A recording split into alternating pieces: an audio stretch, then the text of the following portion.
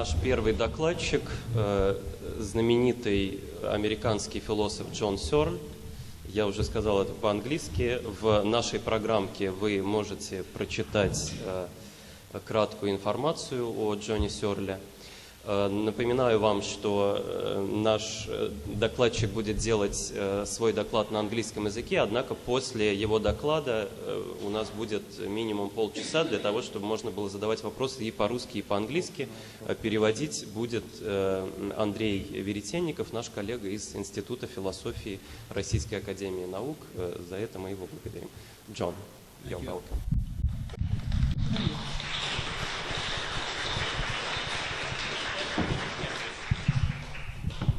Okay, well, I want to thank you for that generous introduction. I didn't understand a word of it, except my own name, and I thought, oh, well, I'm glad I'm here. First of all, I want to thank the organizers for inviting me, and especially I want to congratulate the University of Saint-Petersburg on this magnificent lecture hall. There is no lecture hall in any English-speaking country that looks remotely like this. In Oxford and Cambridge, they have some nice rooms. They don't look like this.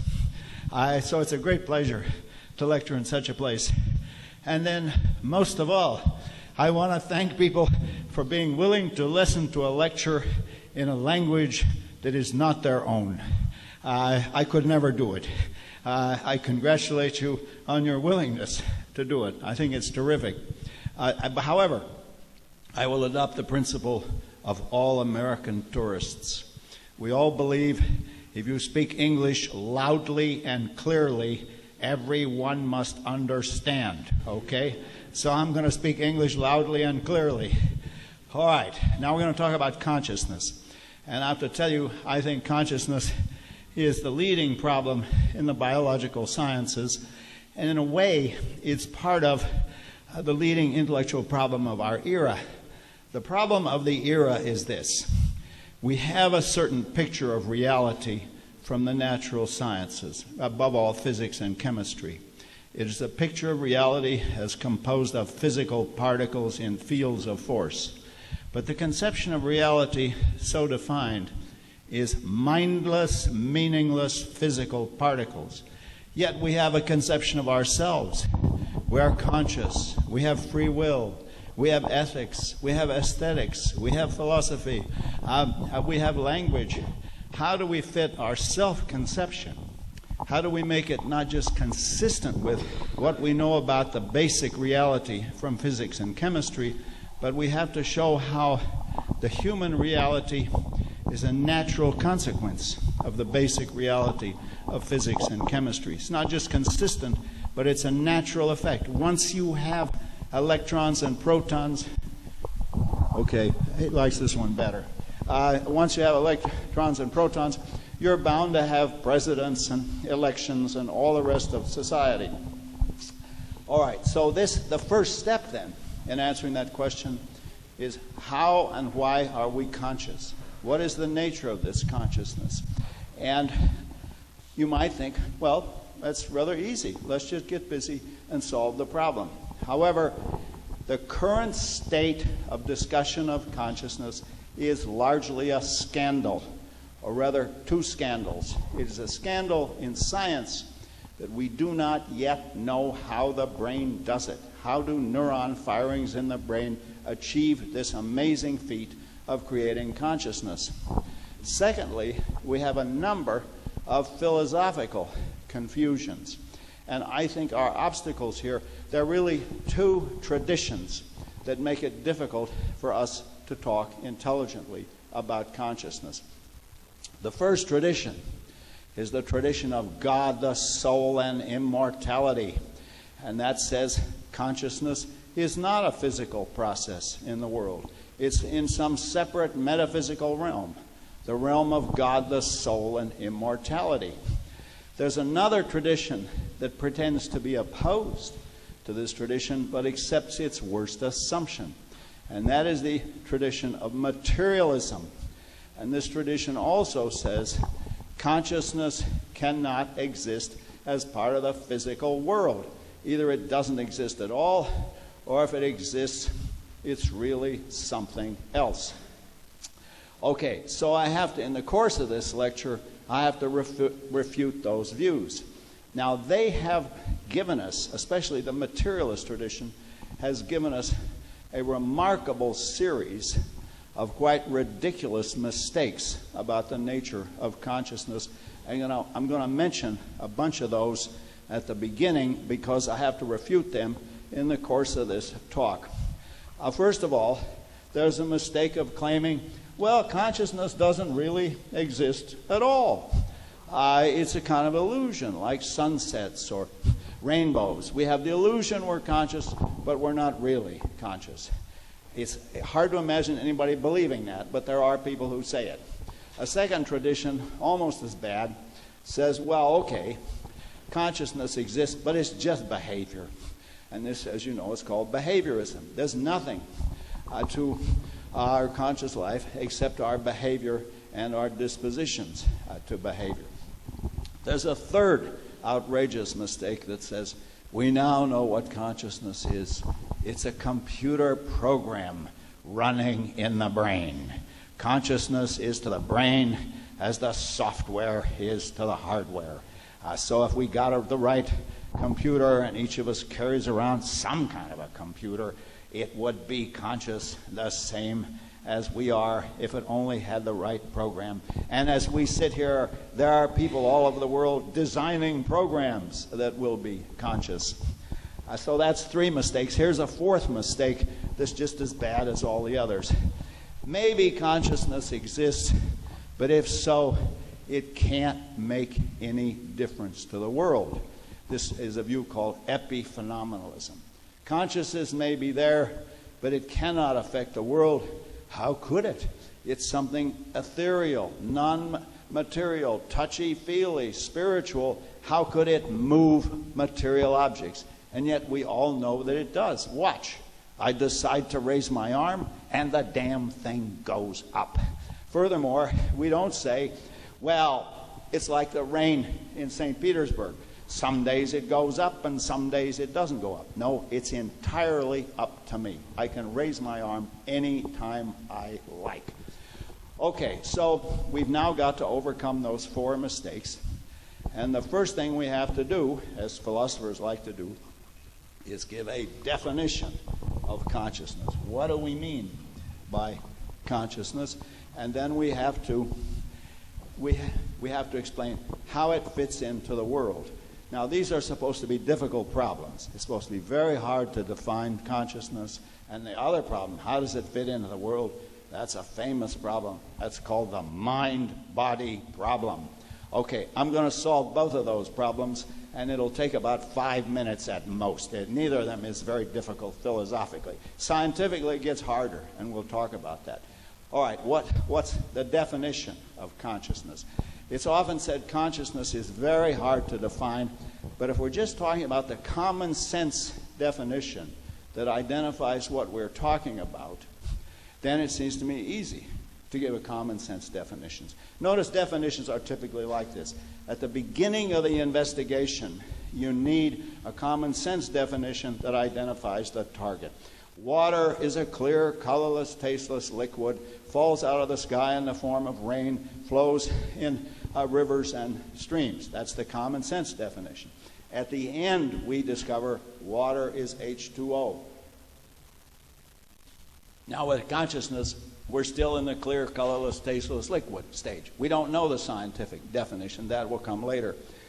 But for the common sense definition, it's very easy. Here goes. Consciousness consists of all of those states of feeling or sentience or awareness. It begins in the morning when we wake from a dreamless sleep, and it goes on throughout our day until we fall asleep again or otherwise become unconscious. Dreams on this definition are a form of consciousness. For every conscious state, there's a certain subjective feeling, a certain what it feels like to be in that state. Think of the difference between working on philosophy, drinking water, and falling in love. Those are three different conscious states. They are different feelings. Each of them has this remarkable property, though, that they are conscious states of a system. Okay, now the question is, that's the definition of conscious, not very hard. Now we're going to solve the mind-body problem. How does consciousness fit into the world? And here it now seems to me, after over a century of neurobiological research, we now have the solution to that problem in its broad outline. We don't know the details, but the broad outline is very simple. Here it goes. All of our conscious states, without exception, are caused by neurobiological processes in the brain. They're caused by processes involving neurons, a very special kind of cell. We're not sure if the right functional unit is the neuron or whole clouds of neurons, or some investigators think subneuronal processes, but we know one thing. Consciousness does not sort of float around the world like air.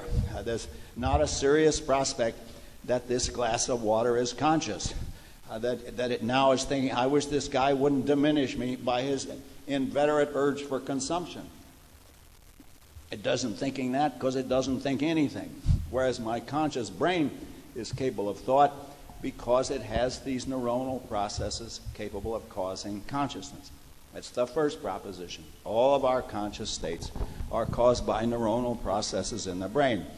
The second question is, well, how does it fit in? How does it relate then? And the answer to that is, it is realized in the brain as a series of processes that go on in the brain. So the solution to our problem is to see that the phenomenon is both caused by and realized in the neurobiological structures. Now, those relationships are very familiar in nature. Since I happen to have a glass of water, or I did have one, I'll get it now, here it is. You can see the same phenomena, the same formal phenomena in the case of the liquidity. The liquid behavior of the water is caused by the behavior of the H2O molecules. Change the behavior, and it goes from liquid to solid. It becomes ice. But at the same time, liquidity is not an extra substance secreted by the H2O molecules. It's the condition that the system is in. Now, similarly, I want to say, in the case of consciousness, my present state of consciousness and your state of consciousness is entirely caused by neurobiological processes in the brain, but at the same time, it's realized in the brain as a higher level feature. You cannot say of any particular neuron that it's conscious, just as I cannot say of any particular H2O molecule that it is liquid. But the whole system can be in a liquid state or a solid state where those are conditions causally explained by the behavior of the elements, in exactly the same way the conscious or unconscious state of your brain is causally explained by the behavior of the neuronal elements. Okay, so how about that? We solved the mind-body problem and gave a definition of consciousness, and I'm just getting started. Now, let me make sure. Let's catch our breath. It's pretty hot in here, so I promise I won't strip down all the way. Okay, but this much. All right. Now, as I said, I'm very grateful people are willing to listen to a lecture in English. How is it going for speed? Everybody understand this? Not too fast? Okay, so I'll keep going at the same kind of speed. Now, our next question then, assuming that we've got a definition and we have a general causal account, is what are some of the features of consciousness so defined? What is it that we're trying to explain with a theory of consciousness? Well, you might think it's pretty obvious what those features are, but they are routinely denied in the philosophical literature, so let me explain them. Conscious, one, I won't write all these, but consciousness is real and irreducible. You cannot eliminate it in favor of something else. Why not? Why couldn't we show that consciousness was really just an illusion? Science has shown us that sunsets are an illusion. It's not really the case that the sun is setting over the mountains. They've shown us that rainbows are an illusion. There really is no arch in the sky. why couldn't science show us that consciousness is an illusion? There are a lot of people who think that. Okay, now the answer to that is very simple. The illusion-reality distinction rests on a distinction between how things consciously seem to us and how they really are. It consciously seems to us the sun sets over the mountain, but that's not what really happens. What really happens is the Earth rotates on its axis relative to the sun and gives us the illusion. A similar story can be told about rainbows. Why can't we do that with consciousness? The answer is very simple. The illusion-reality distinction rests on a distinction between how things consciously seem and how they really are. But where the very existence of consciousness is concerned, you cannot make that distinction, because for the very existence of consciousness, if it consciously seems to me that I am conscious, then I am conscious. Suppose a bunch of experts come to me and they say, Searle, we've done a study of you and your brain, and we've decided you're not conscious. Okay, we've decided you're a total zombie, totally unconscious. I don't think, oh gosh, maybe they're right. They're experts. All I have to do is pinch myself, remind myself, I am consciousness, I am conscious, and there's no discovery, no further evidence that I need to validate my consciousness, because where the very existence of consciousness is concerned, the illusion that you're conscious, the conscious illusion that you're conscious is consciousness. If you consciously have the illusion that you're conscious, then you are conscious. Now, you might make a mistake about the details. You might think, well, I thought it was a great love affair, but in fact, we both had a lot to drink, and the music was, well, she looked good in that light. You might think something like that. So you can be mistaken about the details. I thought I was in love, but I wasn't. But you cannot be mistaken about the very existence of consciousness. First feature, then, of consciousness, it's real and ineliminable. You cannot get rid of it. Secondly, there is something qualitative about every conscious state, in that each conscious state has a certain qualitative character to it.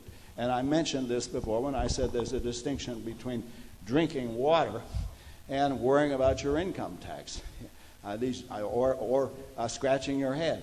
Every conscious state has a certain qualitative character.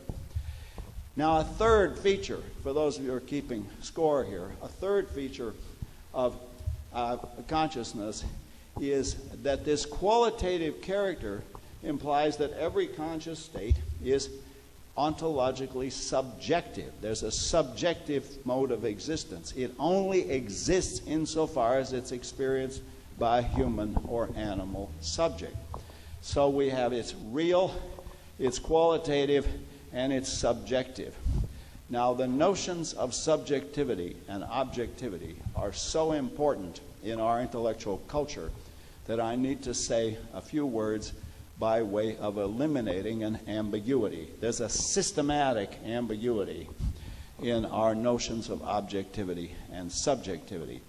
These terms are ambiguous between an epistemic sense, where epistemic means having to do with knowledge, and an ontological sense, which means having to do with existence. In the epistemic sense, objectivity and subjectivity are features of claims. That's in this epistemic sense. And for example, to give an example of the epistemic sense of the distinction, I saw some wonderful paintings yesterday in the Hermitage, and I can say that Van Gogh died in France. That's epistemically objective. That can be settled as a matter of fact. But I can also say that Van Gogh is a better painter than Gauguin. That, as they say, is a matter of subjective opinion. That's a subjective opinion on my part. But in addition to that distinction is an ontological distinction between modes of existence. And some entities have a mode of existence which is independent of any feelings and attitudes. Mountains, molecules, and tectonic plates have an ontologically objective mode of existence, whereas pains, tickles, and itches are ontologically subjective. They exist only insofar as they are experienced by a human or animal subject. Now, the point of that distinction for this discussion is this. We can have an epistemically objective account of a domain that is ontologically subjective. Consciousness is ontologically subjective, but that does not prevent us from having a science, an epistemically objective science of that domain. There used to be an argument in neurobiology. I think I've militated against it with some success. The argument went as follows. Consciousness is subjective, science is objective, so there cannot be a science of consciousness. I hope everybody sees that's a fallacy of ambiguity. Consciousness is indeed ontologically subjective. It only exists insofar as it is experienced by a human or animal subject. But the ontological subjectivity of the domain of consciousness does not prevent us from having an epistemically objective science of that domain.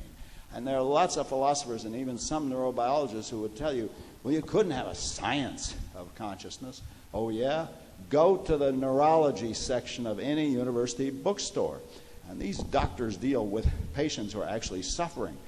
They have to find out what sorts of pain, what sorts of causes in the nervous system cause what sorts of pains, and what sorts of analgesics will relieve the pain. That's a scientific question about a domain that is ontologically subjective. But to repeat this very crucial point, the ontological subjectivity of a domain does not prevent us from having an epistemically objective science of that domain. Okay, so we got the following features of consciousness. One, it's real and irreducible. Two, it's qualitative. There's a certain qualitative character. And three, it's ontologically subjective. Now, I used to think those were independent features, subjectivity and qualitativeness, but I think they're now a part of a fourth feature that I will mention, namely, all consciousness comes to us as part of a unified conscious field. So, for example, right now, I don't just hear the sound of my voice and feel the weight of my body against my shoes and taste the water that I drink, but I have all those experiences as part of a total conscious field, as part of a subjective field. You often hear people say, what is the function of consciousness? Does it have an evolutionary function? And they think, maybe it doesn't have an evolutionary function. And there I want to say, they have, if anything, the evolutionary function of consciousness is so prodigious that we lack a normal vocabulary for describing it. You can't do it just with information processing and representations. But right now, for example, I have a total conscious awareness of my environment, and it projects even backward in the form of short-term memories and forward in the form of intentions. So conscious gives me an extraordinary presentational access to my environment and my immediate past and future. And it does this because, not because it's just a series of independent bits of consciousness, but because I have a total unified conscious field, and it's through that conscious field that I have my basic relations to reality. Okay, well, I don't know how we're keeping score, but I think we're up to 4 features. Now there's a 5th feature that I want to mention in a difference to unity, and that is consciousness functions causally.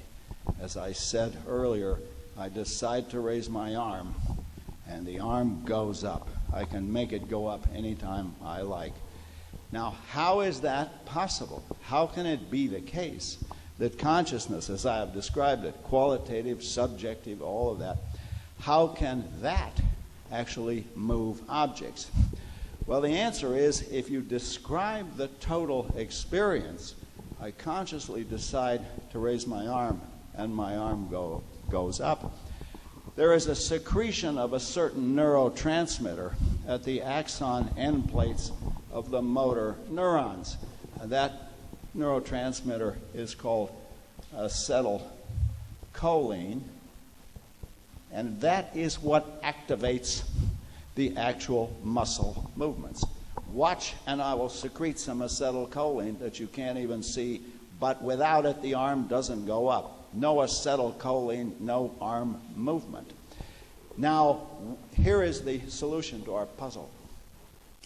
One and the same event, my conscious intention in action, and one and the same event, that conscious intention in action has a lower level of description where it involves the secretion of acetylcholine at the end plates, at the axon end plates of the motor neurons. So here it is, a single event, consciously raising my arm and secreting neurobiological substances at the lower level. Again, this is absolutely familiar in nature. Think of your car engine. At the top level, your car engine has explosions in the cylinder that power the piston. At the micro level, those same explosions contain the oxidization of individual hydrocarbon molecules. A lower level of description and a higher level of description, one and the same event. And I'm saying one and the same event in the brain at a higher level of description is you consciously trying to raise your arm, and at a lower level of description, it is a sequence of neuron firings terminating when the acetylcholine hits the muscle fibers. And then a whole lot of things happen with the actin filaments and the myosin filaments. You can find it in any physiology textbook. Now, this is the hardest thing for us to grasp. Consciousness, with its qualitative subjectivity, with its unified conscious field, is a physical part of the physical world, and as such it is capable of moving objects in the physical world because it, like all higher level biological phenomena, it has a lower level of description where it is realized in the system. Think of other biological phenomena. Think of photosynthesis or digestion. All of those are realized in cellular structures, and they function causally within those cellular structures, even though those descriptions of such as digestion or photosynthesis describe the processes at a higher level than that of the individual cell. Now, similarly with consciousness, there is a higher level of description where I'm trying to raise my arm, and a lower level of description where we're talking about actual anatomical processes at the micro level. Okay, so I've now given you 5 basic features of consciousness, and now we can use those to refute all of those false views that I said were common in discussions of consciousness. And then, if there's time, I'll talk about some neurobiological research and how we might use neurobiology to get a deep understanding of the way that consciousness actually functions in the brain. How am I doing for time? Do I have another 10 minutes or something like that? Yeah, okay, fine. Okay. All right, so let's go through those false views. Well, the first false view is consciousness doesn't exist at all. And we've seen that's a mistake because, as I pointed out earlier, you can't show that consciousness is an illusion the way you show that sunsets and rainbows are an illusion. If you have the illusion of consciousness, you are conscious. Well, what about the next one, which was behaviorism? I think one of the most embarrassing intellectual phenomena in Western countries, I don't know if it affected Russia, but one of the most embarrassing phenomena in the United States and Western Europe was the incredible popularity of behaviorism for a period of half a century. It doesn't take half a minute to refute it. You think your conscious mind is nothing but your behavior? Well, think about the distinction between actually having a pain and actually behaving as if you had a pain. Well, there couldn't be a greater difference. All you have to do is pinch yourself to remind you that your conscious state is not your behavior. Why on earth would anybody believe in behaviorism? Well, if you go back and look at the early behaviorists like Watson, who was an American psychologist, and then going on to B.F. Skinner, who became the most influential American behaviorist, it's clear that they're in the grip of those two mistakes that I cited. They think if you really believe in consciousness, then you must be believing in God, the soul, and immortality. Skinner actually said in some of his early writings, consciousness is a useless notion in psychology because it's the survival of the belief in the soul. Now what I'm telling you is forget about the soul and pinch yourself and remind yourself of the fact that your conscious states are real biological phenomena going on in this very biological system, your body. The single most important message I want to get across in this lecture is consciousness is a biological phenomenon like digestion or photosynthesis or mitosis or meiosis or the secretion of bile. There's nothing mysterious about it. It has come to seem mysterious to us because we're the inheritors of these two totally confused philosophical traditions. On the one hand, the tradition of God, the soul, and immortality that says consciousness is not a part of the physical world, and the other tradition of materialism and behaviorism that says, guess what? Consciousness is not a part of the physical world. They both make the same mistake. Once you grant the reality of consciousness, then you can state the truths about consciousness independently of the philosophical confusions. Okay, now the third mistake, and I listed a dozen mistakes, but the third mistake is still with us, and that's the mistake of thinking, well, really, it's just a computer program running in the brain. And if we got the right computer program in any architecture, whatever, then that system would be a conscious system because that's all that consciousness is. It's a certain type of computer program. Now, I won't spend much time on this because I refuted this 30 years ago, for God's sake, with an argument. It came to be called the Chinese room argument, where I imagine that I'm answering questions in Chinese by looking up what I'm supposed to do in a computer program. All the same, I don't understand Chinese. And the pointed example was, if I don't understand Chinese on the basis of implementing a computer program for understanding Chinese, then neither does any other digital computer on that basis, because no computer has anything that I don't have. The deep point, the underlying point is this. Computation is defined syntactically in terms of symbol manipulation. This goes back to Alan Turing's early definitions. But actual minds, actual conscious minds, have more than symbol manipulations. They have an actual content. Just manipulating the Chinese symbols won't tell you what those symbols mean. The argument rests on a very simple principle that syntax is not semantics. The syntax, the formal symbol manipulation, does not by itself generate meaning.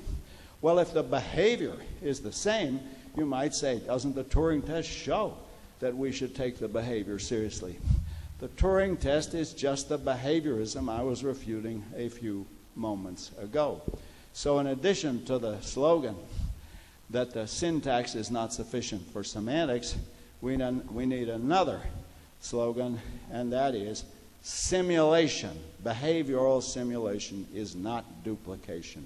You can do a simulation of a Chinese understanding system that doesn't understand anything in Chinese. Now, there's a deeper objection to computational theories of the mind, and ask, what is computation anyhow? And the answer is, of course, computation does not name a basic feature of nature like force, mass, gravitational attraction, or the weak and strong nuclear forces. No. Computation only exists relative to consciousness. Either a conscious agent is adding up 1 and 1 to get 2, or he has a calculator which he can use to add up 1 and 1 to get 2. You cannot explain consciousness in terms of computation because computation only exists relative to consciousness. There are intrinsic features of electronic systems that enable me to use them for computation. That's why we spend so much money on computers. But the computation itself does not name an electronic process. Computation names an abstract mathematical process that we have found ways to implement in electronic circuits with prodigious effects. I mean, it's changed my life and I guess everybody else's life. But don't suppose for that reason that somehow or other computation names an electrical phenomenon. It doesn't. You cannot explain computation in terms of consciousness because you cannot explain consciousness in terms of computation because computation only exists relative to consciousness. Either you have a conscious agent who's doing the computation, or you have a piece of machinery which a conscious agent can use and interpret computationally. Okay, now our last mistake was to suppose that consciousness was epiphenomenal, that it didn't really make a physical difference to the world. And I've already attacked that and I hope refuted it, but I want to say it's bad science, it's bad evolutionary biology to suppose that evolution would give us a prodigiously expensive phenotype, human and animal consciousness. It's just very expensive in terms of blood flow alone, the amount of blood that has to flow to the brain in order for the conscious brain to continue to work. It's just bad neurobiology to suppose that this might be utterly useless, that it performs no function at all. Okay, well, we've covered a lot of ground. Let me spend a few minutes talking about current research in neurobiology. I've said it's a neurobiological process. Let's get busy and figure out how it works in the brain. There is a lot of fascinating research. And in the early days, the aim was to find what was called the neuronal correlate of consciousness. This even had an abbreviation, the NCC. And using imaging techniques, which are now quite sophisticated, you can find a lot of interesting neuronal correlates. For example, to take a famous sort of research, you can find correlates in the case of Gestalt switching. So, for example, to take a famous example, which I will incompetently draw, this beast can look either like a duck looking that way or a rabbit looking up at the sky. Okay, now I want you to concentrate your mind on this remarkable intellectual achievement. Now there's several things to be noticed about this. This standard case of what's called Gestalt switching, where you switch from duck to rabbit. And once you see them both, and it looks like you have to see one or the other. It's hard to see it as just what it is, namely a bunch of lines. We use the German word Gestalt, means form, to describe this switch from one to the other. Okay, several remarkable things. One is, it doesn't look the least bit like a duck or a rabbit. If you told somebody, go buy me a duck, and they came back with something that looked like that, you'd want your money back. I mean, it's just, the brain has this remarkable capacity to structure degenerate stimuli in the form of meaningful perceptions. So the actual resemblance is not to a duck or a rabbit, but for the present research, here is the point. There must be a point in the brain where the brain switches from seeing the duck looking that way to the rabbit looking that way. If we could find that point, we would then have found the neuronal correlate of consciousness. We would have found the NCC for this particular experience. And in fact, there were a lot of such forms of research. One of the most interesting was done by Logothetis and his group in Germany. And what happens is this: if you show a bunch of horizontal lines to one eye and a bunch of vertical lines to another eye, typically the subject does not see cross-hatching. He doesn't see crossing lines. Rather, one or the other stimulus wins out. It's called binocular rivalry. And in the case of binocular rivalry, you do not get, so to speak, a compromise.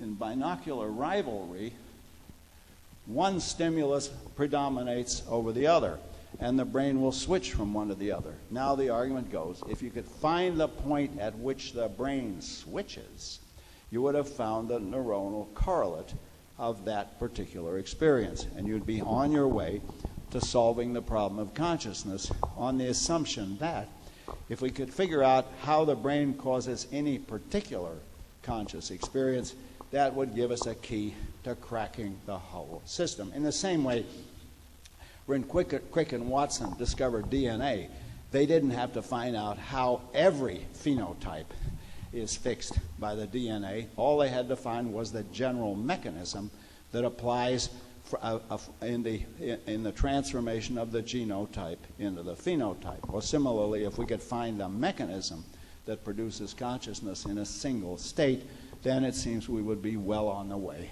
to a solution to the problem of consciousness.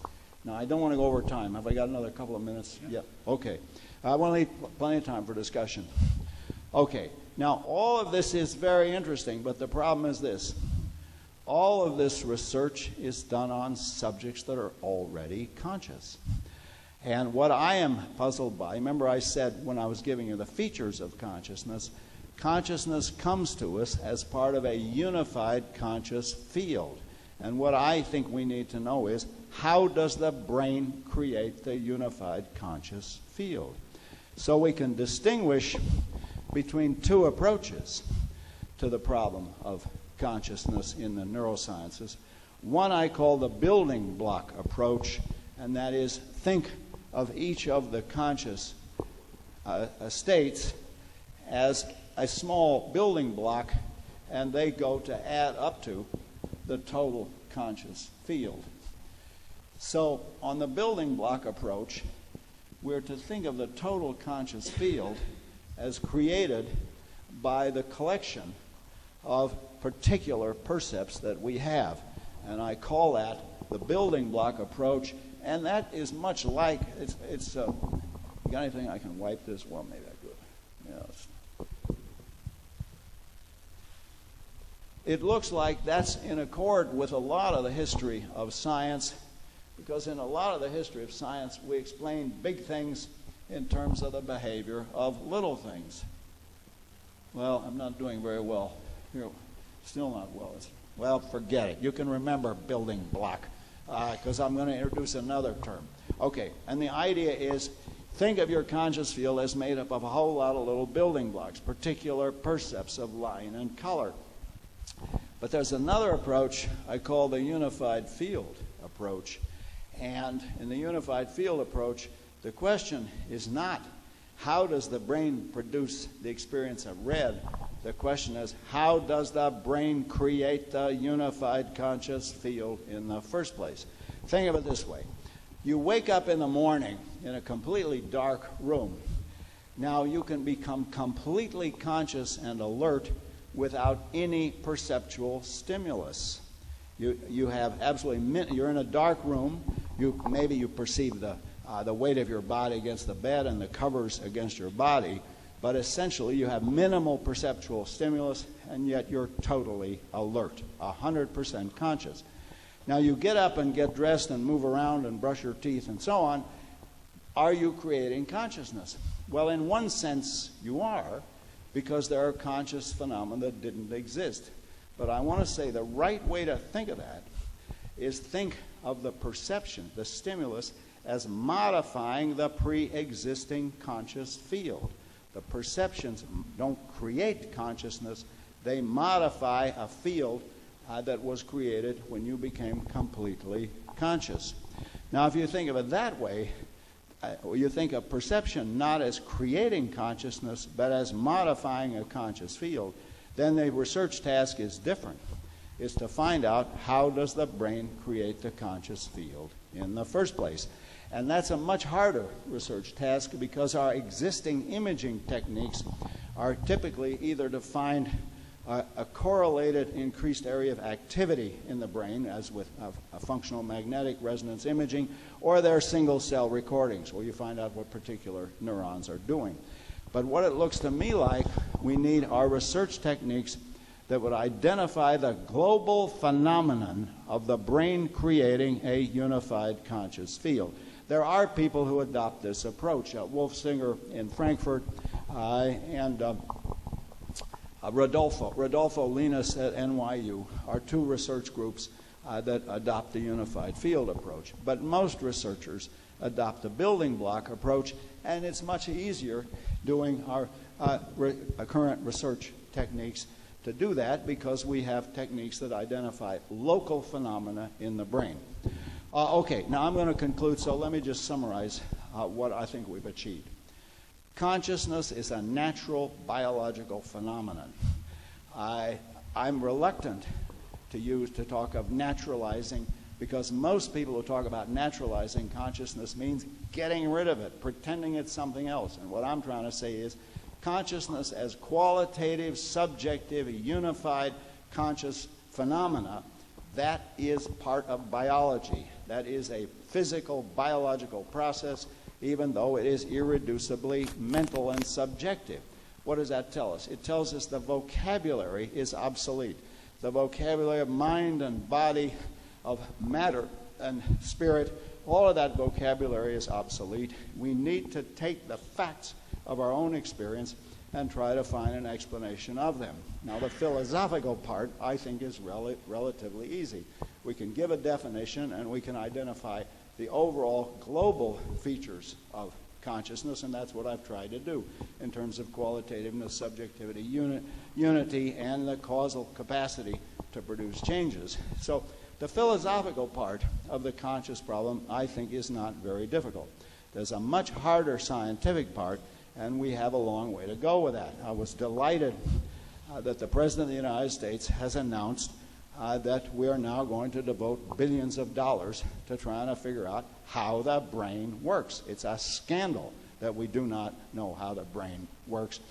Francis Crick once pointed out to me, we have a better knowledge of the neuroanatomy of the macaque monkey than we do of human beings. Well, we ought to get busy and figure out ourselves. Anyway, the two mistakes we have to avoid, and these are very much part of our tradition, are first of all a mistake that says it's not subject to science because it's God, the soul, and immortality. It's something completely outside of science. The other mistake, just as bad, is materialism. It says there isn't really any consciousness. They're really just bits of matter, and it's an illusion to think that there really are conscious states. I think, but once we overcome these two traditions, we can at last move forward to an adequate philosophy and science of consciousness. Thank you very much.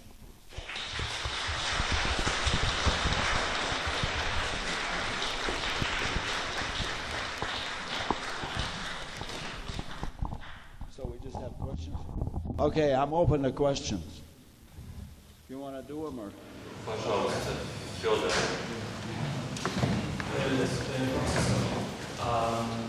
You have said that neuronal mechanisms are the causal factor of consciousness. Are neural mechanisms the only factor of consciousness? Yeah. Or perhaps there are other factors outside the brain, like our body and the environment? Sure. You have to have more. Okay. Вы сказали, что нейронные механизмы являются основой для сознания. Но являются ли они единственной основой? Может быть, есть что-то еще, участвующее в части нашего тела или нервной системы? The question is like any other question in biology. If you're investigating digestion, is it enough just to look at the chemical processes in the stomach? Well, the stomach's part of the whole body. You have to figure out how the entire ecology, so to speak, the systematic ecology of the whole organism works to function in creating digestion or consciousness. But the mistake, which is common in philosophy, is to think, well, maybe consciousness is kind of floating around the room. No, that makes no sense at all. Why? Because consciousness as a biological phenomenon has to be realized in cellular systems. And we think that a functionally important element is the neuron, but maybe it's whole clouds of neurons, or maybe it's subneuronal. But the important thing is to see, as with all biological phenomena, it must be realized in a biological substrate. It's important to emphasize this because some people think, well, we might find consciousness kind of floating around. It might be sort of all over the room. No, it's in individual brains. Of course, it can only exist in those brains insofar as they're encased in living bodies. And there are a series of reactions between the brain and the rest of the living body, both inputs and outputs. So you have to look at the whole ecology of the system, but that doesn't mean that consciousness can be separated from its moorings and just float around. Вы можете сравнить сознание с процедурой пищеварения. Например, для пищеварения вам обязательно необходимо ферменты, которые вы переваривающие ферменты. Одновременно с этим вы, конечно, можете сказать, что сознание это есть эффект всей целой системы, однако этот эффект должен быть реализован именно на клеточном уровне. На каком из конкретного уровня это задача науки, однако сознание не является чем-то, что может свободно плавать, как наподобие нечто подобного духу, который был бы никак не связан с каким-то конкретным воплощением.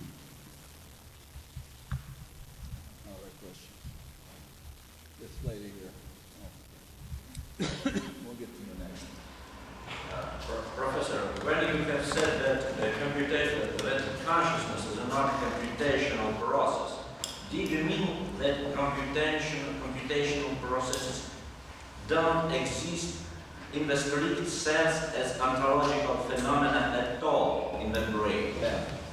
Okay, now this is a very important point.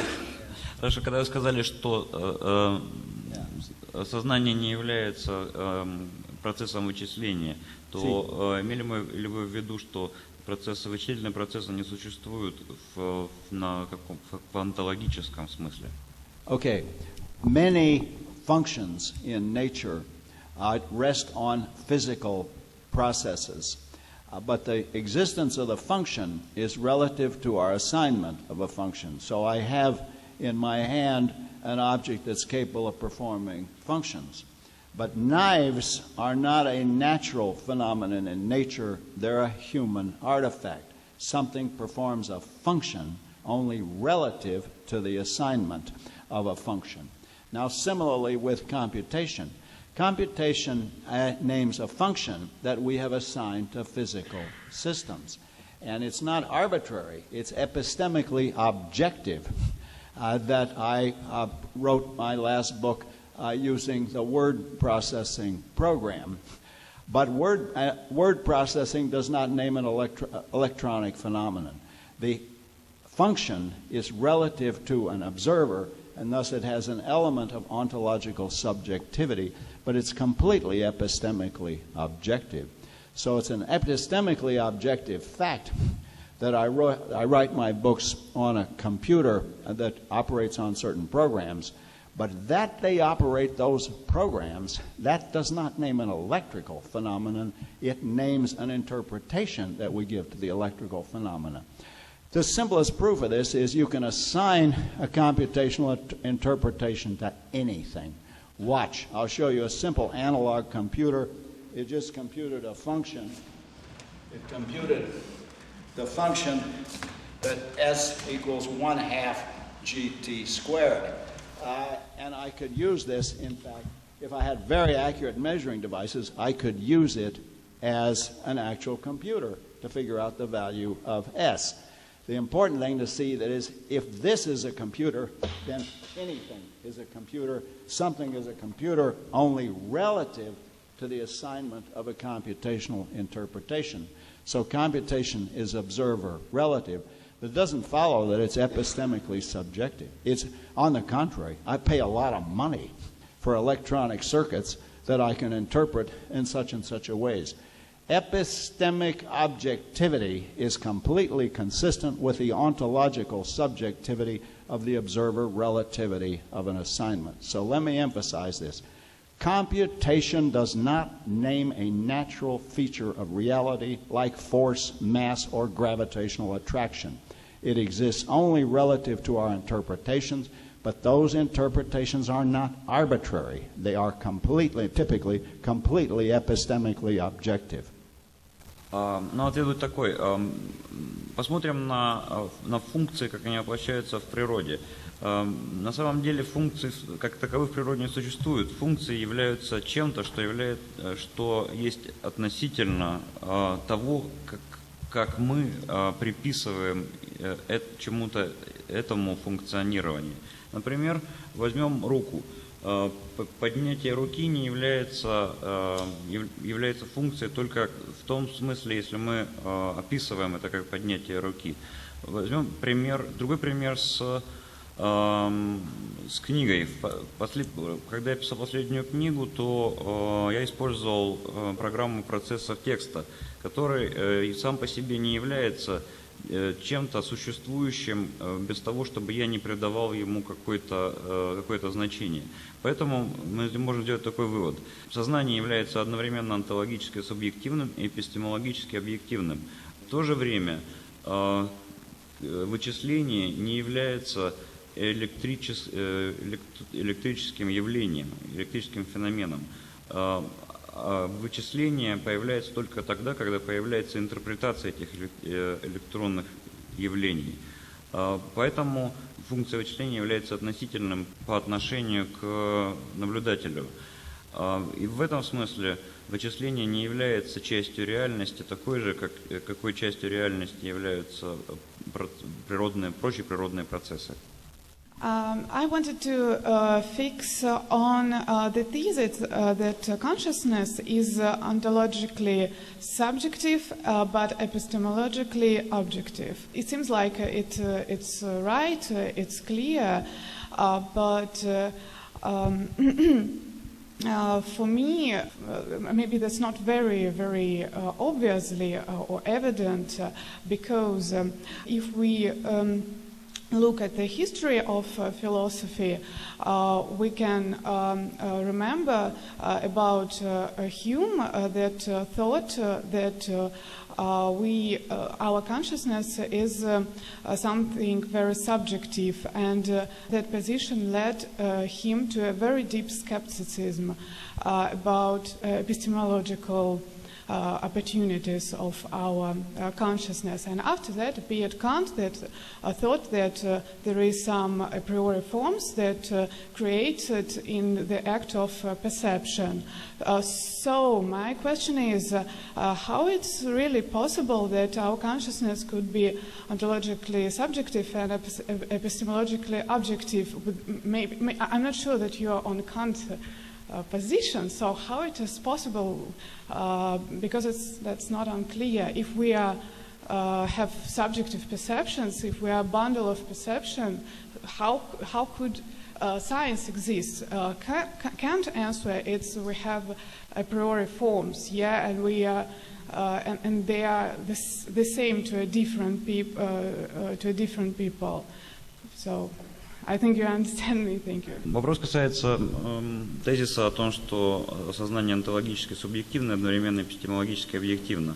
Мы помним из истории философии, например, что Юм полагал, что сознание является субъективным, что вело его к скептицизму. С другой стороны, Кант полагал, что это приорная форма восприятия. Вопрос такой: если мы опираемся на то, что мы являемся пучком впечатлений, то как может существовать наука, объективная наука о субъективном? Okay, I'm very grateful for this question, and my answer will be inadequate for the simple reason that I would have to recapitulate the history of philosophy over the past several centuries to give an adequate answer. But the short answer is this. The philosophies of both Hume and Kant, both of whom she mentioned, are disastrous because they deny that we ever have direct epistemic access to an ontologically objective world. On both Hume's account and Kant's account, Hume says all we can perceive are impressions, and Kant says all we can perceive are representations. Both of those are disastrous because they make it impossible to explain how I get objective knowledge of the world. Now, so let's forget about Hume and Kant. They're both mistaken, but let's talk about the real world. How do we have an epistemically objective science of an ontologically subjective domain? Now, strictly speaking, I did not say consciousness is epistemically objective. What I said is there can be an epistemically objective science of consciousness. Epistemic objectivity and subjectivity are features of claims, not of ontology. And you can have an ontologically subjective domain where you can have an epistemically objective science of that domain. That was the point I was making. How do we do that? Well, look in any neurobiology textbook. So, for example, I have an ontologically subjective experience of red. How is it caused?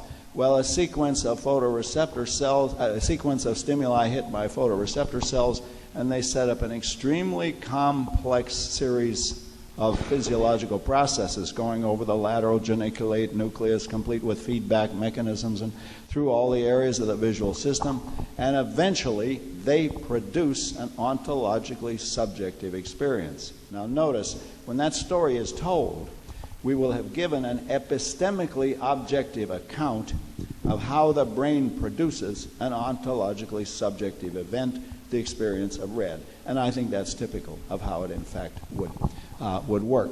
But we do suffer from this tradition. We think either you have to believe Hume or Kant. They are both mistaken in fairly disastrous ways. And if I had more time, I would give you a series of lectures on why they're mistaken, but fortunately we don't. Короткий ответ такой. Юм и Кант просто катастрофически ошибались в силу того, что они отрицали, что у нас может быть прямой эпистемический теоретико-познавательный доступ к сознанию. И мой тезис заключался не вполне в том, что может быть субъективная наука. Мой тезис заключался в том, что может быть наука, утверждения которой будут субъективными, но не наука сама по себе. Возьмем пример из нейронауки. Например, ощущение красного описывается как физиологический процесс, который описывается в свою очередь как субъективное переживание. Таким образом, мы получаем эпистемически объективное описание онтологически субъективного процесса. То есть ответ такой, что онтологическая субъективность касается процессов, а эпистемологическая объективность касается утверждений дисциплины, которая описывает. Я задам вопрос на русском языке. Он несколько компонентов содержит. Первое. Как допускаете ли вы возможность переноса сознания из одного человеческого тела в другой, как утверждают индийские йогины? Второй вопрос.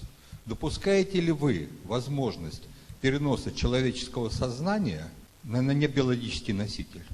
И третий вопрос, немножко поясняющий. Земля – вторичная звезда, довольно-таки поздний процесс космической эволюции. Допускаете ли вы возможность, так скажем условно, космического сознания, то есть более высоких форм сознания, предшествующих и существующих параллельно, так сказать, с человеческим сознанием? Do you think consciousness can be transplanted to other human? Well, the first question. As we all know, organ transplants are one of the most dramatic forms of medical procedure in the present era. And I know people whose lives have been saved by kidney transplants. And I have a friend who's now getting ready to have a heart transplant. It's an incredible thought to think that such a thing could go on. Will we one day have brain transplants? Well, for purely technical reasons, it's very hard to do a brain transplant Because whereas the kidney and the heart have a rather limited number of connections, with the brain, the anatomy is prodigious. However, I have to say, I can't say that we'll never, excuse me, be able to have brain transplants. It's just not on the horizon. It's not a reasonable. But the question was about mind. About what? About mind. Consciousness. About transplanting minds? Consciousness. On my account, consciousness is not something you can separate and take my consciousness out and put it in your brain, because the consciousness is like the liquidity of the water. It is a condition that the system is in. My brain is in a conscious condition, and I can no more separate the consciousness from my brain and put it in somebody else's brain than I could take. Well, let's take the liquidity, leave the H2 molecules behind, but take the liquidity and put it on the table. You can't do that. It's not that kind of a relation. Ответ на первый вопрос такой. Конечно, у нас существует трансплантация органов, почек, сердца и так далее. Что касается трансплантации мозга, то, конечно, это технически крайне сложно. Но мы не можем сказать, что мы в будущем не сможем этого делать. Затем было уточнение о том, что имеется в виду пересадка сознания, перенос сознания из одного тела в другое. Согласно аккаунту точки зрения профессора Сёрля, мы не можем отделить сознание от мозга таким же образом, как мы не можем отделить, допустим, текучесть от воды. The next question. Yeah. Second question is about can you transplant the consciousness to non-human body, to non-biological? Well, as far as we know, all consciousness exists in humans and animals. We don't know of any non-biological systems that are conscious. But there's no obstacle in principle that I know of to creating a conscious artifact. The question, could you make an artificial machine that was conscious? We ought to hear like the question, can you make an artificial machine that pumps blood like the heart? Now, we know that we can do that because we understand how the heart does it, so we have artificial hearts. We don't know how the brain does it, so it is hard for us, it's impossible for us to create an artificial brain that produces consciousness because we don't know what to do. We don't know how the brain does it, so we don't know how to do it artificially. But once again, I see no obstacle in principle to creating machinery that is conscious for very simple reasons. We are machines. If you ask yourself, can a machine be conscious? Well, look in the mirror. If a machine is a physical system capable of performing certain functions, then we are all machines. We are conscious machines, and I see no obstacle in principle to creating conscious machines, but the first step is you have to know how this machine does it in order that you can create artificially a machine that does it, and we're nowhere near to understanding that. Ну, пока нам известны только человеческие существа, которые то, что может производить сознание. Но вопрос поэтому заключается в основном в том, что можем ли мы создать такие машины, которые бы функционировали, работали точно так же, как функционирует мозг. Пока мы еще не знаем, можем ли их создать. Однако, если мы подумаем о том, это не значит, что это в принципе невозможно. Потому что если мы посмотрим на себя, то мы являемся, по сути дела, являемся машинами. Но машинами в смысле физических систем. Поэтому принципиальных возражений против того, что можно было пересадить сознание в небиологическое тело, не существует. Однако для этого нам надо сначала узнать, как работает наше биологическое тело. And the third question. Yeah. Third question. Do you think there is like something like a global consciousness, cosmic consciousness, like out there?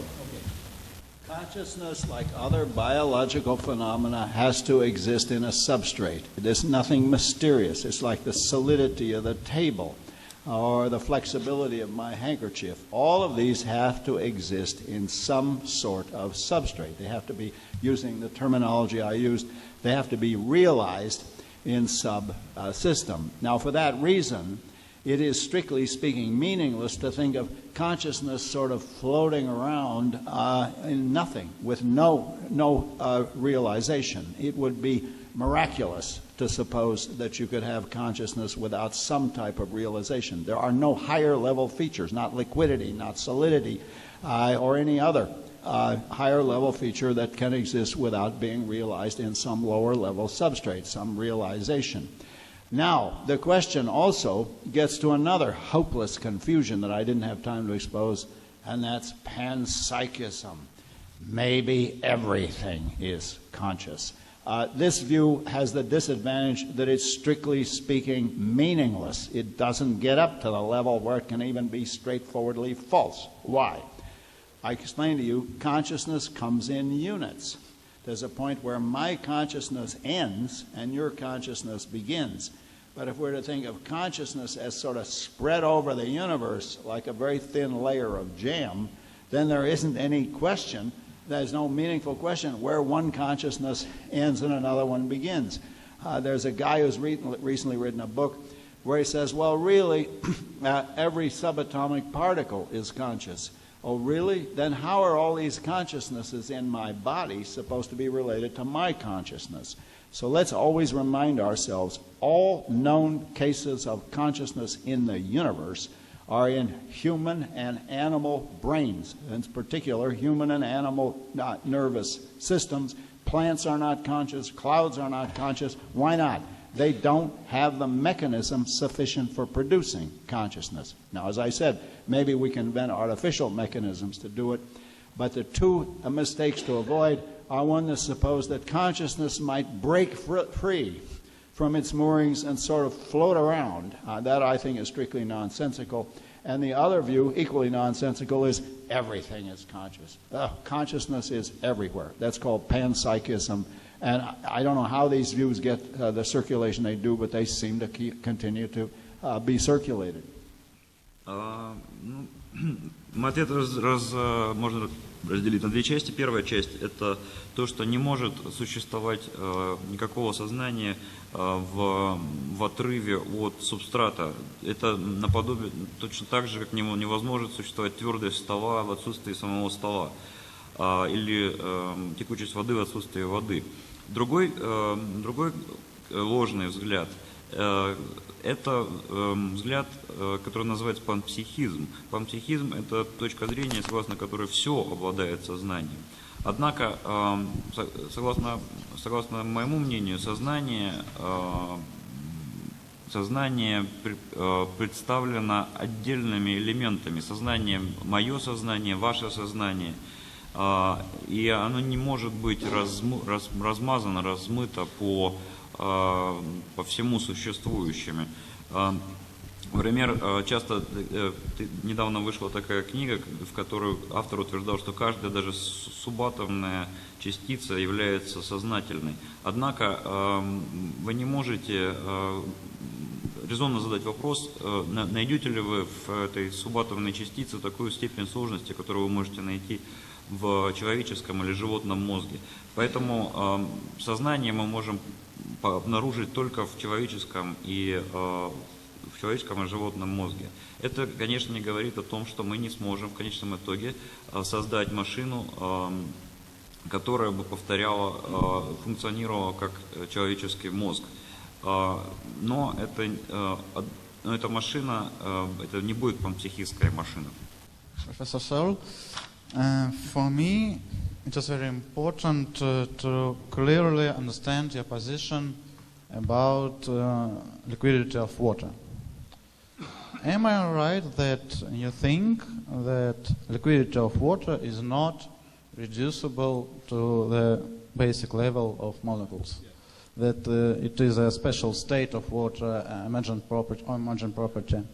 And what do you think about idea that this property, liquidity, is at first the characteristic of relations between molecules on the basic level, and secondly, that it is this positive property to behave in some cases in some way, and that's all.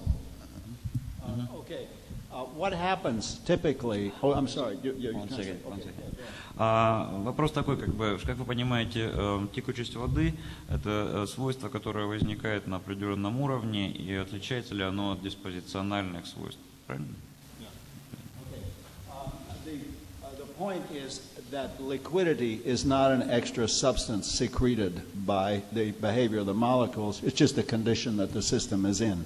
In the same way, consciousness is not an extra substance secreted by the brain. It's the condition that the system is in. Now, like all analogies, it only goes so far, and it fails in the following respect. We do a causal reduction of liquidity to molecular behavior, and on the basis of the causal reduction, we do an ontological reduction by redefinition. We say solidity just is the behavior of the molecules. Solidity and liquidity just are defined in terms of molecular behavior. Now, we're reluctant to do that with consciousness. If we had a complete science of the brain, we could do a causal reduction of consciousness to brain processes, but we're reluctant to make an ontological reduction for the simple reason that consciousness has a subjective ontology. So if we did reduce it to something that has an objective ontology, we'd still need another term. You'd need some other word for describing this subjective ontology. So I think the analogy is only good up to a point. In the case of liquidity and solidity, the causal reduction leads to an ontological reduction by redefinition. We redefine solidity and liquidity in terms of their causal, in terms of the causal mechanisms that produce those surface features. We're reluctant to do that in the case of consciousness because consciousness has a first-person ontology. So what we will get is a causal reduction. There's no causes to my consciousness other than neuronal processes, but unlike the rest of science, the causal reduction does not easily generate an ontological reduction. I'm grateful for the question. Большое спасибо за вопрос. Ответ будет такой, что дело в том, что твердость или текучесть не является субстанцией, не является частью субстанции, они не производятся молекулами стола, они являются частью того, каким образом работает система стола. Поэтому мы можем отличить два типа редукции. Одну, которую мы осуществляем, а вторую, которую мы не осуществить не можем.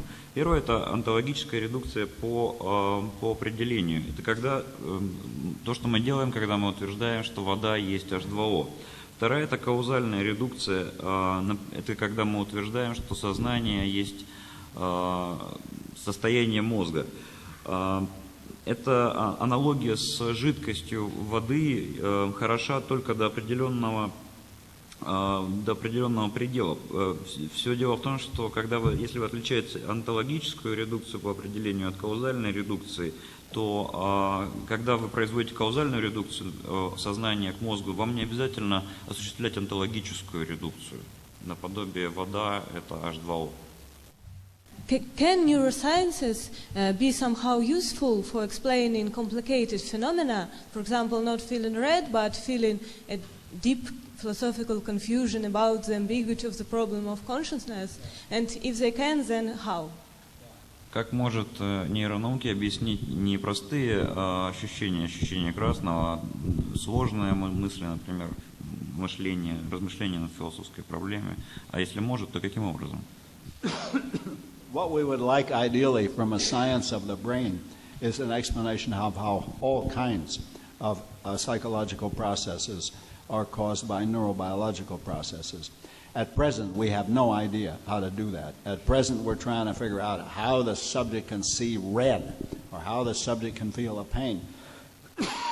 And it would be a prodigious achievement if we could answer those questions.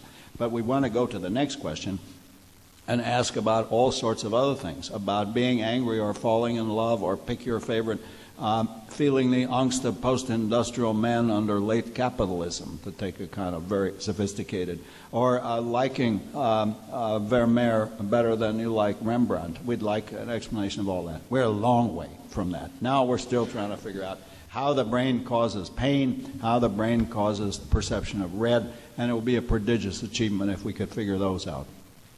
На этот вопрос можно ответить так.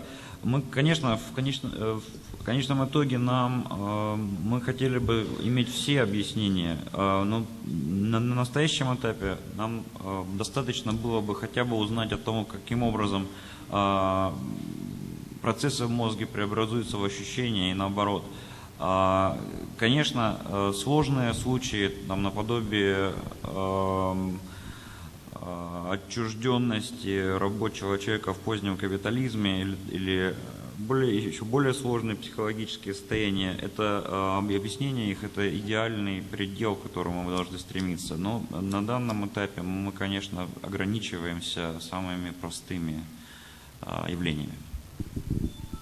Уважаемые коллеги, последний вопрос, прошу прощения, просто регламент.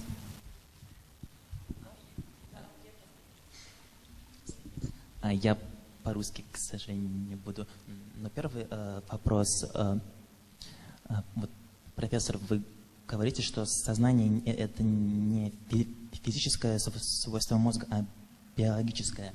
Но все биологические свойства, которые знает наука, они логически супервентные на физическом. То есть если мы возьмем все физические факты живой клетки, то там не будет именно биологического свойства быть живым. Но да, то есть биологическое свойство, оно является в какой-то степени иллюзией. Но если мы говорим, что сознание это именно не физическое, а биологическое свойство мозга, тогда получается, что нейроны, которые образуют мозг, они подчиняются не только, то есть они не могут быть описаны обычной физикой классической, появляются какие-то дополнительные законы. Но это первый вопрос именно про эмерджентность биологических фактов. А второй вопрос про свободу выбора. Считаете ли вы, что у нас есть свобода выбора, потому что если мы посмотрим на мозг, то физические законы управляют нейронами, а нейроны управляют поведением. И если мы хотим вставить сюда сознание в эту цепочку, то нам приходится прийти к чему-то типа того, что сознание является дополнительным законом физики, который управляет мозгом. Это странно, но это про свободу выбора вопрос. Все, спасибо. As far as I understood, you said that consciousness is not physical but biological matter. But biological is supervenient on physical. But the question is biological is an illusion? It seems so because all biological can be reduced to physical. But if there is also consciousness, is there is like something like additional physical laws for consciousness? One of the lessons that I'm trying to get across is that the terminology of physical and mental is obsolete. Everything's trivially physical. In the history of knowledge, as soon as we understand something, we call it physical. But what that shows us is these concepts are useless. What we're talking about is how certain types of organisms produce a higher level property. I'm perfectly happy to say that consciousness, with all its subjective, ontologically subjective, touchy-feely qualities, is physical. It's a physical process in the brain. But since the word physical was designed to oppose it to mental, and since consciousness is irreducibly mental, let's get rid of the terminology. I can say everything I wanted to say without using the word physical or the word mental. We're talking about a qualitative, ontologically subjective process that goes on in the brain, and it's part of biology. In effect, everything in biology is physical by definition, so consciousness is physical. But to repeat, the whole point of having the notion of physical is to oppose it to mental, and that I want to reject. I want to say, no, these are just properties of the brain. Get rid of the obsolete jargon of physical and mental. And now while I'm on it, let me go on with this. Most of our oppositions, mind and machine, or animal and machine, that's obsolete. We are machines. Mental and physical, that's obsolete. We are biological systems, and we have both kinds of properties. So don't accept the traditional vocabulary. The traditional vocabulary contains the problem, but not the solution. Ну, во-первых, я бы хотел указать на то, что терминология, которая используется, традиционная терминология, является устаревшей. Понятие физического, биологического применительно к данной сфере являются бесполезными. Конечно, я всегда утверждаю, что сознание является физическим, чем-то физическим. Однако, если рассмотреть это более критически, то такое определение, такое указание является ложным в силу того, что оно предполагает разделение на ментальное и физическое. Как каковое разделение само по себе является устаревшим и вращаться которому не стоит. Более того, можно сказать, что большинство из наших дихотомий, позиций, противопоставлений являются устаревшими в том же смысле, в котором мы все, допустим, являемся машинами. Посмотрите на машинами в смысле физических систем. Обратите внимание на свойства, схожие между нами и машинами. Однако мы проводим эту оппозицию, мы рассуждаем в терминах оппозиции между человеком и машиной, как что само является чем-то устаревшим. And the second question is everything is physics? What do you think about the free will? Yeah. Free will. If somebody says to me, you've solved the problem of consciousness, now solve the problem of free will, I would say it's too late. I don't have the time. I mean, it's already getting almost lunchtime, so that's another lecture. I have written some books about that, and you can read them, but I'm not going to try to solve the free will problem here. It's an involved problem, and it takes more time than I have. Look at a book I wrote called Freedom and Neurobiology. Да, на такого рода вопрос, к сожалению, я не смогу ответить, потому что для этого потребовалось столько же времени, сколько мне потребовалось для того, чтобы решить проблему сознания. Вот. Однако я написал книгу, которая называется «Свобода и нейробиология», в которой я решил эту проблему. Поэтому профессор Сёрля отсылает к этой книге.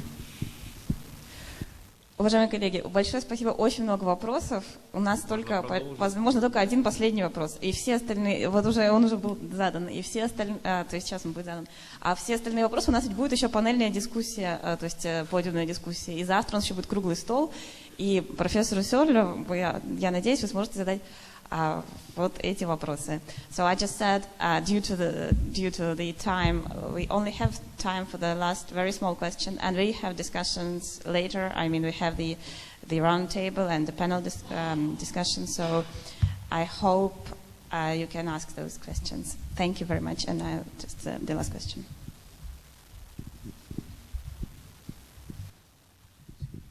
Джеймсу приписывают такую фразу: когда я утром встаю, я не бегу к зеркалу узнать, я ли проснулся или кто-то за меня. Как вы объясните, откуда берется авторство сознательных актов? Откуда возникает чувство «я»? They say about William James that he never think about who is waking up in the morning. Yeah. So what do you think about where we acquire the notion of I, of like self? Yeah, okay. Yeah, well, I am a great admirer of William James, but I won't try to give a lecture on his philosophy. It's 2 big books in his Principles of Psychology, and they're very long and involved and interesting. About the notion of the self, Hume made the decisive objection to the traditional notion of the self, and that is when I turn my attention inward, I cannot experience myself. I experience the pressure of my hand against my forehead or the taste of the water in my mouth or the sound of my voice, but I do not experience a self. Nonetheless, though I think Hume is right, we have to postulate that all of these experiences that I have are part of a single sequence of experiences. We have to postulate a self that has the experiences, but is not itself experienced as an object of experience. The postulation of the self is like the postulation of a point of view in perception. I cannot make sense of my perceptions unless I assume that they occur from a point of view, but I cannot see the point of view.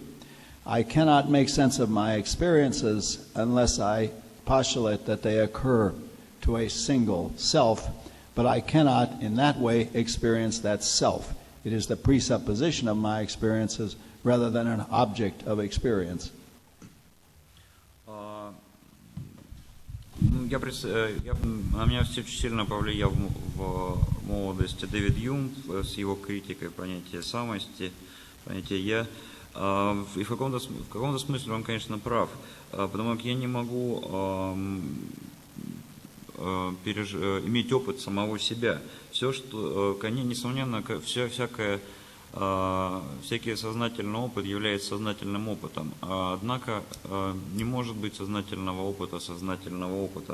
В том смысле, в котором мы можем видеть нечто, но не можем видеть саму точку зрения на это нечто.